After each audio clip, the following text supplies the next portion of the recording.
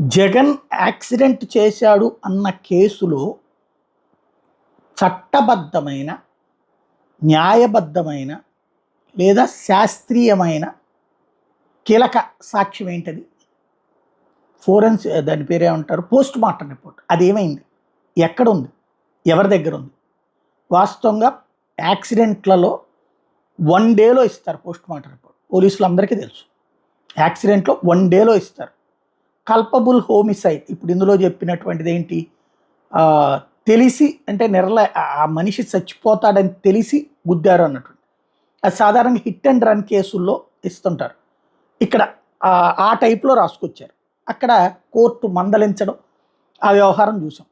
వాహనాల్ని సాధారణంగా తీసుకునేది ఎందుకు తీసుకుంటారంటే, దాంట్లో బండి తప్ప, డ్రైవర్ తప్ప.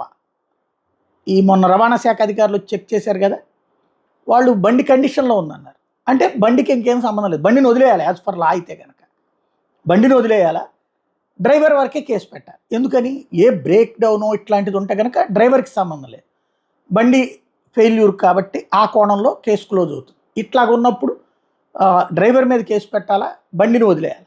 బట్ ఇక్కడ మామూలు కేసుల్లో లేని ఒక విచిత్రమైనటువంటి పని ఇక్కడ నడుస్తుంది. మూడవది వచ్చేటప్పటికి పోస్ట్ మార్టం రిపోర్ట్లో ఇక్కడ వీళ్ళు చెప్పిన దాని ప్రకారం ఏంటి, అతని మీద నుంచి కావాలని నడిపారు అన్నట్టు. మీద నుంచి నడిపితే ఈ రిబ్స్ అన్నీ పప్పు అయిపోతాయి, అప్పచ్చి అయిపోతాయి. ఎందుకనేది 4 టన్నుల బరువు ఉండేటటువంటి వెహికల్, అందులో 3.5 టన్నులు వెహికల్ బరువే ఉంటుంది.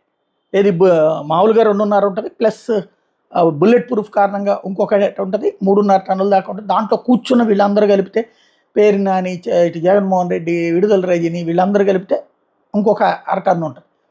అట్లాంటిది మొత్తం కలిపితే అంత బరువు ఉన్నటువంటి వెహికల్ మనిషి మీద పెడితే అందులో ఏంటి, ఇట్లాగా డొల్లుతో చూపించారు కదా, ఆ డొల్లుతో చూపించిన దాని ప్రకారం ఏంటి, 2 టైర్లు ఓ పక్కన ఈ పొట్ట మీద నుంచి వెళ్ళాలా, ఇంకొకటి ఇక్కడి నుంచి వెళ్ళాలి, మెడ దగ్గర పెట్టారు. ఇదంతా పప్పు అయిపోవాలి, ఆ లోపల రిబ్స్ అన్నీ నలిగిపోవాలి.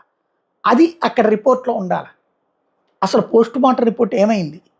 లాస్ట్ మంత్ 18-19 అనుకుంటా కదా ఇన్సిడెంట్, అంటే దాదాపుగా 10-15 రోజులు అయిపోయింది. ఏమైపోయింది ఆ రిపోర్టు? సాధారణంగా సస్పిషియస్ డెత్ అంటే విషపూరితమైన ఆహారము, లేకపోతే పురుగు మందు దాగిన వాటిట్లో ఏం చేస్తారంటే, కాంట్రవర్సీ వస్తుంది అనుకున్నప్పుడు ఈ తల వెంట్రుకలు ఇట్లాంటివి తీసి ఫోరెన్సిక్కి పంపిస్తారు. దానికోసం ఆలస్యం చేస్తారు. దీంట్లో ఫోరెన్సిక్ పంపించడానికి ఏముండదే బేసిక్గా. ఇక్కడ అసలు పోస్ట్ మార్టం రిపోర్ట్ 2 కోణాలు కీలకమైనటువంటి. ఒకటి, తల బ్రేక్ చేయాలా, 2 పొట్ట కొయ్యాలా. ఈ 2 చేసినప్పుడు ఒరిజినల్ పోస్ట్ మార్టం. ఇప్పుడు ఈ ఇన్సిడెంట్లో అది చేశారా? అది చేయకుండా శరీరం లోపలిది తెలియదు, ఏది రిబ్స్ ఇట్లాంటివన్నీ కనుక అయితే. మామూలుగా ఒక్కోసారి ఏంటంటే మనిషి చితికిపోతారు చూడండి, అప్పుడు మల్టిపుల్ ఇంజురీస్ అని రాసి ఇచ్చేస్తారు.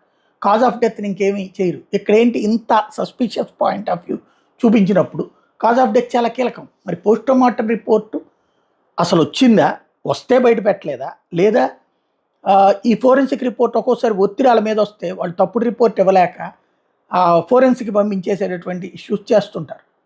అట్లాగే ఏమైనా పంపించారా? అసలు కాజ్ ఆఫ్ డెత్ ఏమిచ్చారు డాక్టర్లు?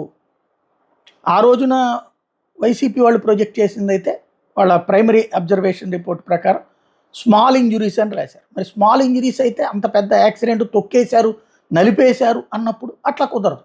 కాబట్టి ఏం జరిగింది, ఇది పోస్ట్ మార్టం రిపోర్ట్ సంగతి ఏంటి? పోలీసులు సరిగ్గా బాధ్యతాయుతమైనటువంటి సమాధానం లేదు, ప్రభుత్వం బాధ్యతాయుతమైన సమాధానం లేదు. దాన్ని ఏమంటారు, తాము అల్లే లేదా తాము చెప్పే మాటలకు అనుగుణంగానే జనం ఆలోచించాలి, చర్చించాలన్నందుకు అనువుగా ఆ విజువల్తో ప్రొజెక్ట్ అయింది. ఆ విజువల్ మీద విజువల్ ఫోరెన్సిక్ కరెక్ట్ అని ఆంధ్రజ్యోతి చెప్పింది.